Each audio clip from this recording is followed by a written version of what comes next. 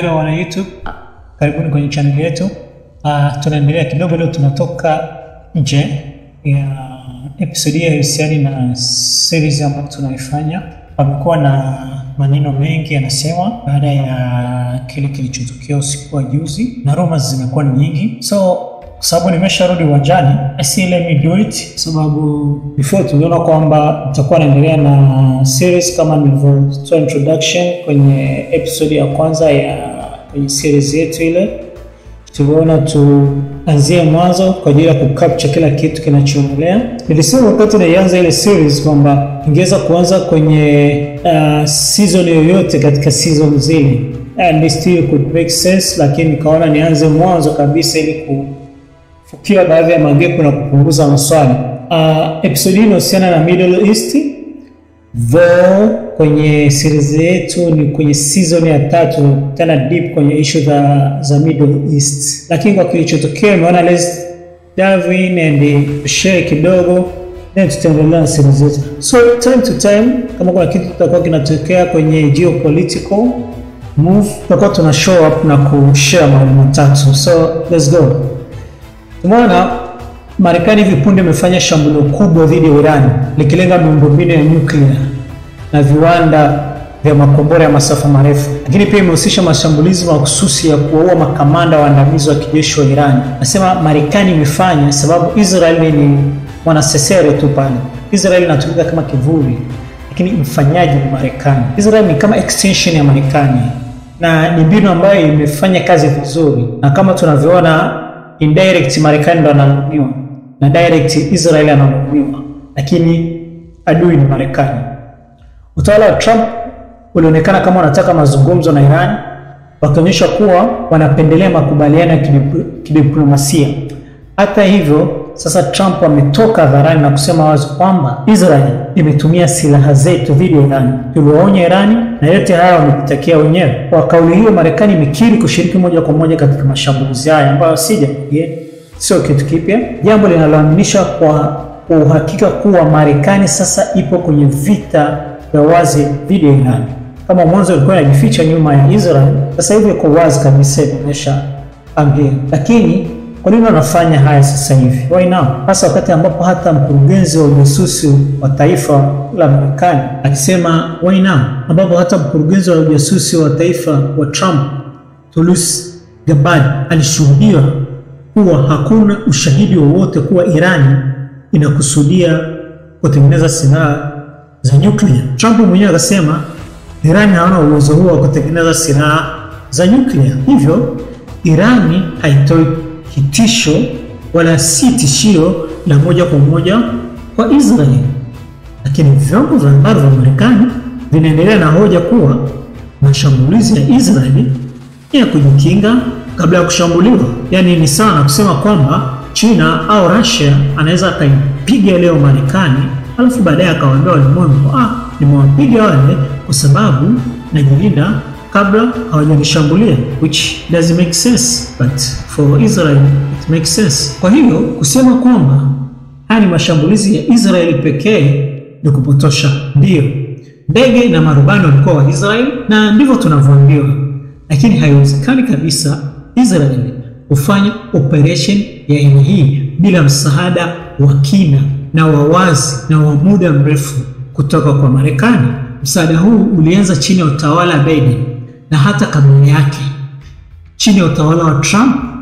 Hii ajenda ya vyama vyote viwili, Republican na Democrat, na wanaovishikilia hivyo vyama wanaunga mkono jambo hili. Si kitu kilichopangwa kwa haraka, ni moja ya mpango uliochukua miezi mingi au hata miaka kuandaliwa. Kwa kweli maandalizi haya yalianza tangu nafikiri kipindi cha Obama 2011, wakati wa kile kilichoitwa Arab Spring, kilichosababishwa na Marekani yenyewe, jambo lililosababisha vita katika nchi nyingi za Kiarabu zikiwemo Syria, ambao ni mshirika wa karibu wa Iran, na Yemen dhidi ya kundi la An-Nasrullah. Mpango wa kuvunja mtandao wa washirika wa Iran katika hili ulianzia hapa. Hata ule mkataba wa nuclear uliosainiwa na Obama na Iran haukuwa wa dhati, au ilikuwa ni uchochoro, ama ilikuwa ni danganya toto tu. Unakumbuka wakati wa Saddam Hussein, Mshibaba alimpa signal Saddam kwa it's okay, endelea na mpango wako kutengeneza silaha za maangamizi.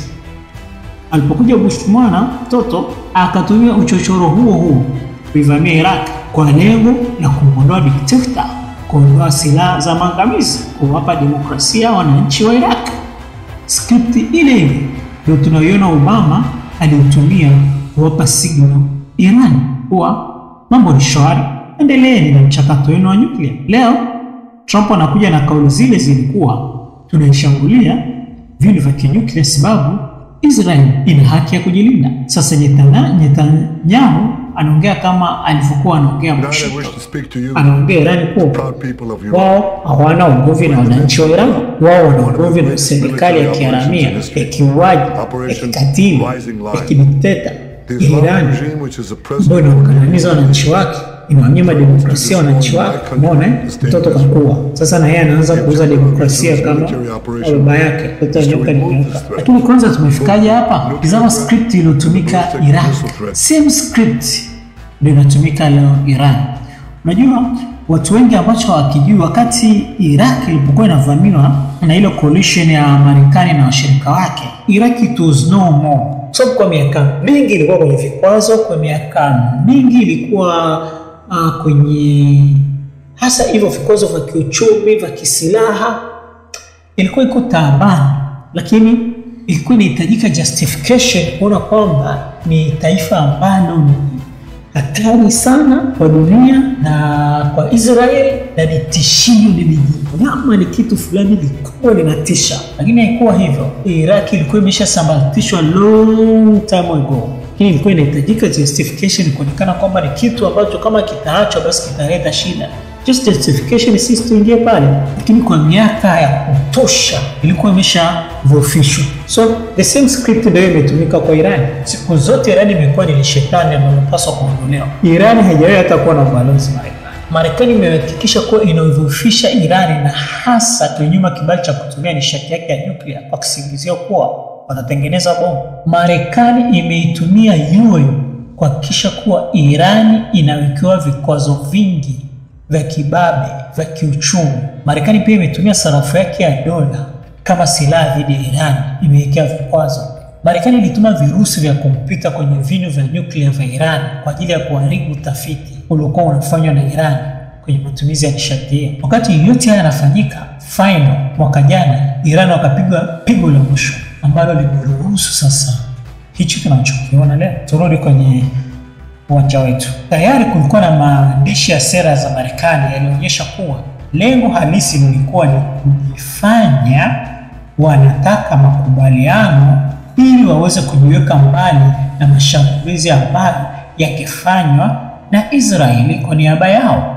Yani Trump anaiambia dunia kwamba wanafanya diplomasia na Irani, kuona kwamba Irani anaendeleaje na mpango wake wa nyuklia bila kuathiri eneo lile la Mashariki ya Kati. Lakini mlango wa nyuma yuko na mtoto wake Israel wakipanga namna ya kutandika Iran. Kwa hiyo mazungumzo yalikuwa kama landanya toto fulani hivi. Alafu chini ya Trump hapo Marekani ikajiondoa ghafla kwenye hayo mazungumzo ambayo Trump anasema kwamba wanayafanya. Yenyewe ikajitoa. Lakini sio tu ikajitoa, ikamuua na jenerali wa ngazi ya juu ya Iran, Qasem Soleimani, bila sababu yoyote ya msingi. Soleimani alikuwa mstari wa mbele kupambana na ISIS na Al-Qaeda. Lakini kama unavyojua ISIS na Al-Qaeda ni uso mwingine wa Marekani. Kifo cha Qasem Soleimani kilikuwa ni tangazo la wazi la vita dhidi ya Iran. Iran walifanya nini? Utawala wa Trump pia uliendesha kampeni ambayo ilikuwa inashinikiza kuangushwa kwa serikali ya Iran.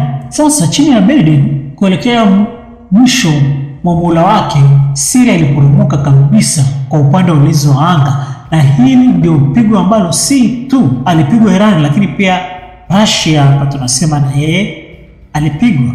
Sababu nakumbuka mmoja wa washirika kwenye upande ambapo yuko China, Russia, Iran, alikuwepo pia Syria. Before walikuwepo wakina Libya, before walikuwepo wakina Lebanon ambao wameshaondoka. Kwa hiyo kupigwa kwa Syria, kuondolewa kwa serikali ya Syria haikuwa pigo kwa Iran peke yake au kwa Syria peke yake. Actually muhimili ulikuwa umempoteza kiungo mwingine muhimu sana katika kile ambacho miaka mingi Bush alikuwa anaita axis of evil. Hivyo basi, huu si mpango wa siku moja, ni muendelezo wa mkakati wa muda mrefu wa zaidi ya mwaka mmoja. Lengo si Iran tu, lengo ni kuangusha nguzo za muungano wa dunia wenye nguvu dhidi ya Marekani na washirika wake. Kwa hiyo hapa tunalenga kuitenga Urusi na hatimaye kuitenga China. Mawaziri wa ulinzi wa Marekani kama Pitt wamekuwa wakielezea wazi mkakati wa mgawanyo wa majukumu wenyewe anaita division of labor, kwamba Marekani inapigana vita kwa njia ya mawakala dhidi ya maadui wake katika eneo hilo. Yaani haendi mwenyewe, anatuma mawakala wake kama Israel, Al-Qaeda, ISIS na wengine. Trump alizungumza saa chache tu kabla ya mashambulizi haya kupitia mtandao wake wa Truth Social kidai eti tunadhamiria suluhisho la kidiplomasia juu ya suala la nyuklia la Iran. Huu ulikuwa ni unafiki wa hali ya juu, maana muda si mrefu baada ya kauli hiyo tu mashambulizi yakatekelezwa. Kauli ya Trump ilikuwa kama ni kujitoa kwamba kitakachofuata yeye hausiki kwa sababu yeye kasimama upande wa diplomasia. Kwa hiyo Israeli ambaye ndo anaenda kufanya mashambulizi haya yamefanywa na Israeli, so yeye, lakini tunajua ni Marekani. Lakini Trump huyo akarudi akasema tuliwaonya kuwa Marekani ina silaha bora na hatari zaidi duniani. Hili ni kusema kwamba Marekani imejihusisha kikamilifu, si tu kiutendaji bali pia kimaamuzi. Na kama tukifikiria kiundani, Marekani haikuwa vitani na Iran kwa muda mrefu sasa, already long time. Vikwazo kama tulivyoona hapa, vyote vilikuwa ni vita vilikuwa vimeshaanza. Ukweli ni kwamba hii imekuwa ni vita ya Marekani tangu mwanzo. Israeli iliundwa kama wakala wa kijeshi proxy wa Uingereza kufanya vitu vya Uingereza kwa niaba ya Uingereza, lakini yeye ndo anakuwa yuko mbele na Uingereza waonekane. Wakati huo Uingereza ikiwa ni super power. Baadaye Marekani ilipochukua nafasi ya Uingereza kama super power, Israeli akawa kama wakala mkuu na chombo chake kikuu cha kijeshi na ushawishi katika Mashariki ya Kati. Kamia kwa bwana mjini sasa hivi yuko na Marekani. Kwa hiyo anapigana proxy war kwa niaba ya Marekani. Kila jambo linalofanywa na Israeli, iwe ni mauaji ya halaiki huko Gaza au mashambulizi ya ghafla dhidi ya Iran au lolote linalofanya, linawezeshwa na Marekani. Ni silaha na pesa kutoka Marekani zinazofadhili hayo. Ndio maana anasema Israeli ni mwanasesere tu hapa. Washington ndio kila kitu. Trump aliwapa Iran siku 60 akisema wakishindwa kukubali makubaliano yetu tutawashambulia. Guess what? Siku ya 61 Paulo. Na hata hicho kilichoitwa makubaliano kilibadilishwa ghafla na kudaiwa kwamba Iran hairuhusiwi hata kuchakata uranium, jambo ambalo anajua wazi Iran hata kubali. Huu ulikuwa mtego wa maksudi.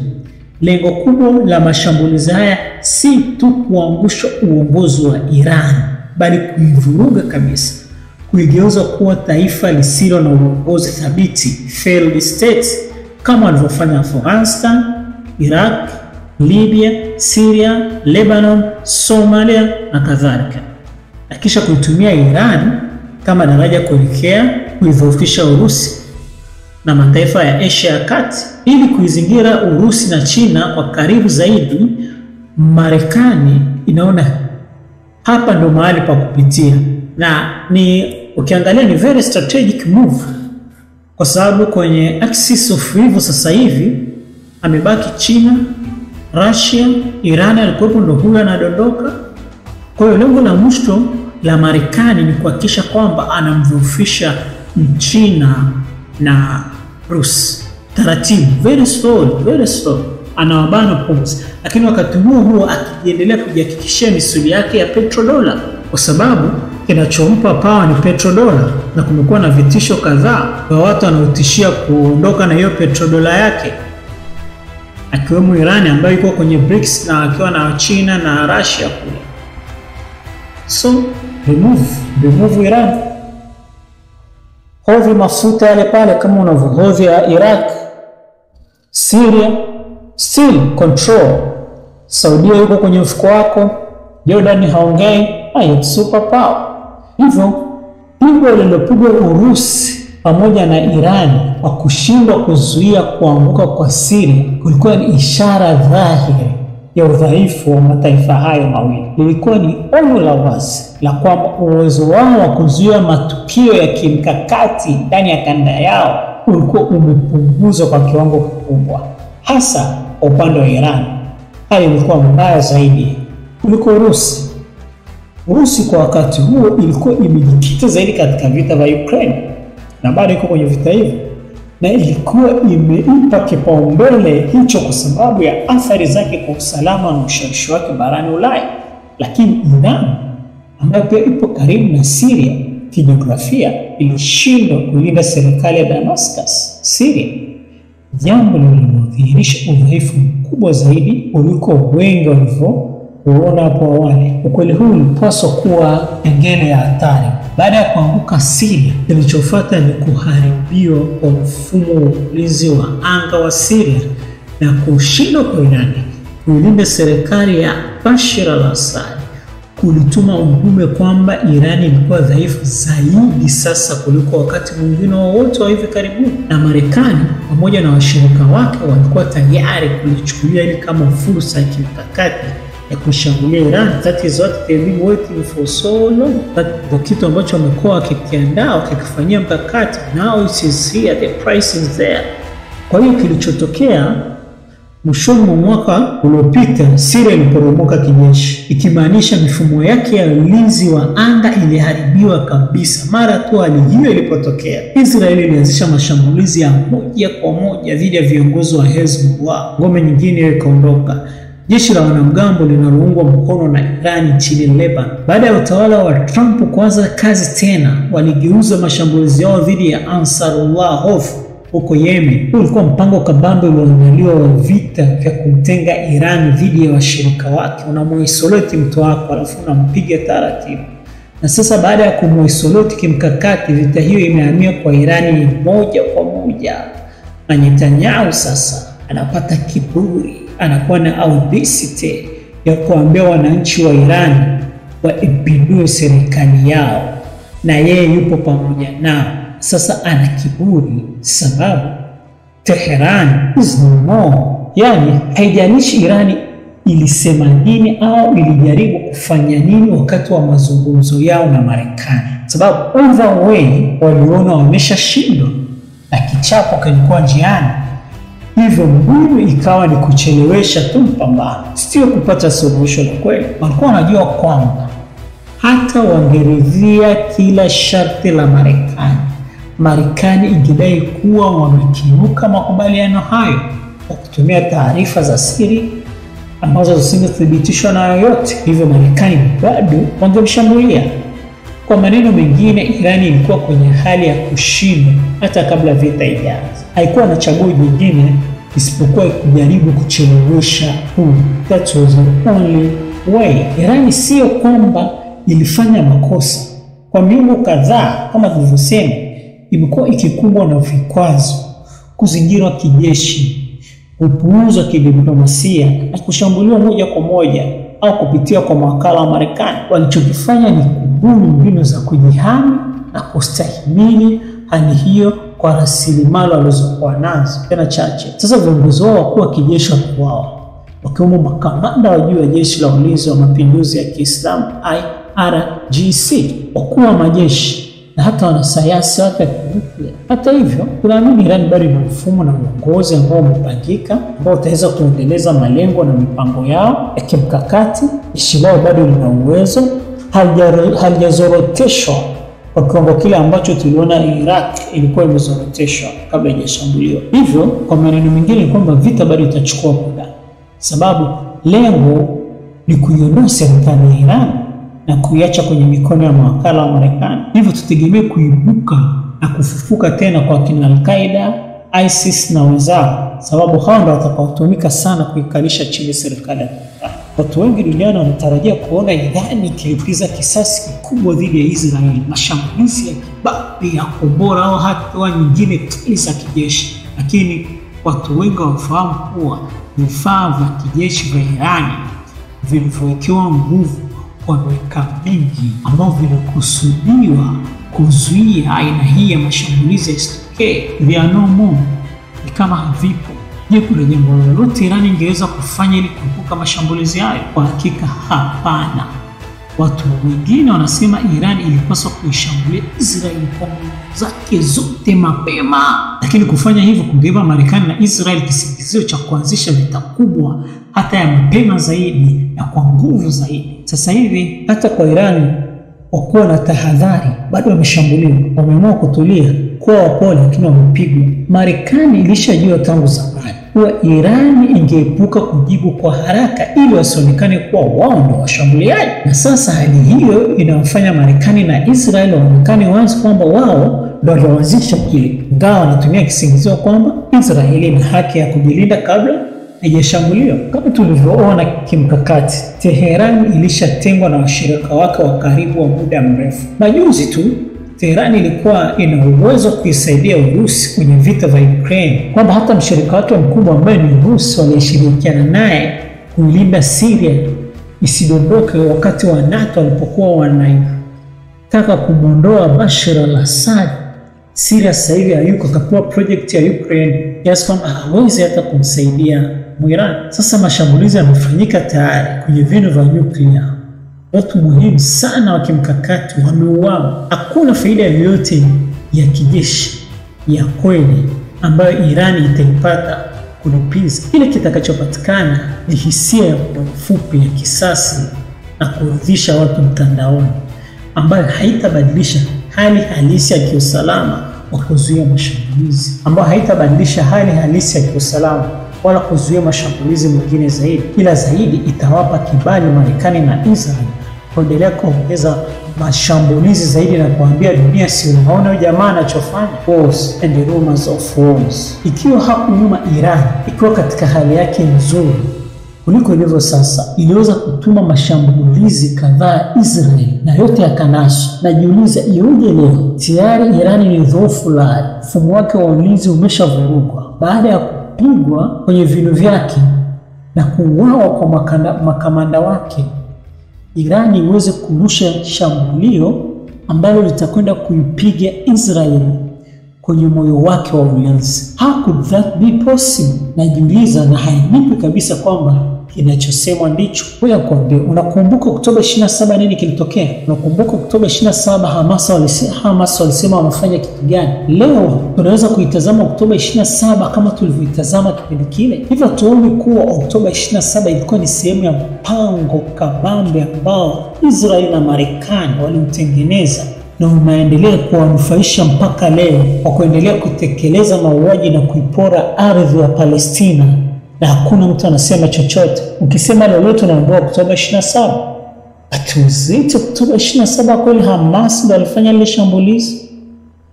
Au umesahau September 11? Hivyo ilikuwa furaha na nderemo kuwa shetani kapigwa. Je, bado tunayo mtazamo huo? Sote tunajua nini kilifuata. Ilikuwa ni mpango kabambe dhidi ya umma. So najiuliza, ni kweli ni yale mashambulizi ya Tehran? Iweje leo hii makombora yale yaruhusiwi kuipiga ngome ya ulinzi ya Tel Aviv kirahisi kama ambavyo ilivyoruhusiwa ndege ile kwenye September 11 kuipiga Pentagon? Wars and rumors of wars. Kifupi tutasikia mengi, ila ninachojua Marekani na Israel, hata ikibidi kama Iran itaendelea kukaa kimya na isijibu mapigo kama watu wanavyotaka, Marekani watatengeneza hata force flag attack kuhakikisha wanaimaliza kuila kiti hii kwenye geopolitical grand chessboard. Kwa sasa Marekani na Israel wameelekeza mashambulizi yao moja kwa moja kwa viongozi wakuu wa kijeshi wa Iran, wakuu wa IRGC pamoja na miundombinu ya nyuklia. Israeli imetangaza wazi kwa mashambulizi haya yataisha si kwa siku moja au mbili, na mipango kuendelea wiki, mwezi, hata mwaka au zaidi. Na ni wazi kuwa Marekani si tu kwamba imeidhinisha mashambulizi haya bali imehusika moja kwa moja katika kupanga na kuyaendesha. Urusi kupitia taarifa rasmi ya Wizara ya Mambo ya Nje imelaani mashambulizi haya. Imetaja kuwa ni mashambulizi ya kijeshi yasiyo na sababu dhidi ya taifa na mwanachama wa Umoja wa Mataifa wakiwa wamelala katika miji yao, na kwamba kushambulia miundombinu ya nyuklia ya taifa jingine ni kosa kubwa la kimataifa lisilokubalika. Hicho ndicho Urusi anachosema, kwenye hatua ambayo anaona kabisa kete nyingine ya muhimu inakwenda kuliwa. Iraq imeliwa, Libya imeliwa, Syria imeliwa, Lebanon imeliwa, na sasa ni Iran ambayo ikiliwa Israel anaingia kingi. Lakini Urusi hicho ndicho anachoweza kusema, kwa sababu Ukraine keep busy. Lakini licha ya kauli hiyo, hatuoni kwamba ni muda gani sasa Israel na Marekani ikiendelea kufanya mauaji ya halaiki pale Gaza na dunia nzima inatazama na imepiga kimya. Na hii inaonyesha kuwa sheria za kimataifa na taasisi zake zimepoteza uwezo wa kuzuia maovu ya mataifa yenye nguvu kijeshi kama Marekani na washirika wake. Kwa hiyo sasa tunajiuliza, je, Urusi na China wana uwezo au nia ya kufanya lolote? Kama tulivyojadili, Marekani imeunda mazingira ya maksudi ya kuchosha na kuzuia uwezo wa Urusi kwa kuzua mgogoro wa maksudi wa Ukraine ili Urusi isiweze kuisaidia washirika wake. Unaona game hiyo? Huu ni mkakati wa kisekta wa kugawa majukumu, division of labor, kama alivyosema waziri wa ulinzi wa Marekani katika mikutano yake miwili, mmoja Februari huko Ulaya na mwingine Mei huko Singapore. Alitangaza mkakati wa kuweka kipaumbele kugawanya majukumu, Ulaya ipambane na Urusi kupitia Ukraine, wakati Marekani ikihamishia nguvu zake Asia Pacific kwa ajili ya China. Hii ina maana kuwa Marekani ina lengo la kuchoma kila eneo ili kudhibiti upinzani kabla haujazaliwa. Libya tayari walishaangushwa, Syria tayari imeshindwa, sasa Iran ipo kwenye mstari wa mwisho ikiwa ndio kiungo dhaifu zaidi katika nguzo tatu za mataifa ya kupinga utawala wa kimabavu au kupinga super power au kutishia super power wa Marekani. Three axis of evil, the weakest one is gone, is Iran. Na ikiwa Iran itaondolewa kwenye ramani ya ushawishi wa dunia, basi China na Urusi, multipolar world, itakuwa imepoteza mmoja muhimu sana. Na kama katika mchezo wa chess ambapo hauwezi kuokoa kila kete yako hadi mwisho, Urusi na China wamefanya maamuzi ya kimkakati kuacha baadhi ya washirika wao waanguke ili wasihatarishe nguvu zao kuu. Iran, Syria na Libya walishatolewa. Iran sasa iko hatarini. Kama walikuwa na nafasi ya kuzuia haya, ilipaswa washirikiane kwa dhati, lakini ushirika wao ungehatarisha mgogoro mkubwa zaidi wa kidunia ambao hakuna ambaye yuko tayari sasa hivi kuufesi. Sio Marekani mwenyewe, sio Urusi, sio China ambayo yuko tayari kuufesi mgogoro utakaopelekea kubonyeza button za nyuklia. Kwa hiyo sasa Marekani na Israel wao wanakuwa ndio viranja wa dunia sasa. Saddam ndio alikuwa kiranja wa Middle East. Baada ya kuondoka pakawa pako wazi, kila mtu anapataka. Saudi anapataka, Iran alikuwa anapataka, Uturuki alikuwa anapataka, na Israel naye alikuwa anapataka. Lakini mwisho wa siku tunaona Marekani ndio anapachukua kwa kutumia bendera ya Israel.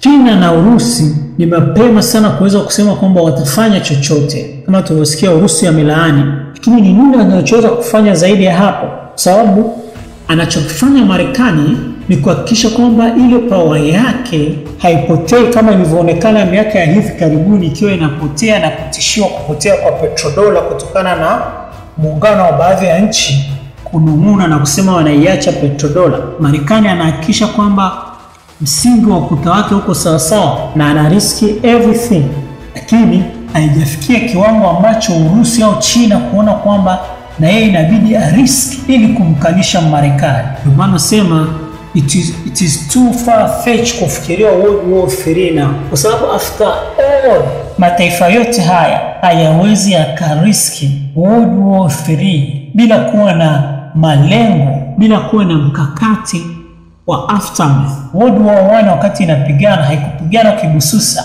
ilikuwa na malengo yake kwamba baada ya hii vita tunakwenda wapi. World War II nayo ilikuwa na malengo yake. World War III bado still kuna pieces hazijakaa mahali pake kuistart hii war. Itakuwa ze lose war, kila mtu ata lose, na hakujawa na threat kwa haya mataifa kuona kwamba tuko kwenye kitisho ambacho kama sitaingilia kijeshi mgogoro huu basi mimi niko hatarini. Hakuna ambaye ameona hiyo threat mpaka hiyo threat itakapoonekana.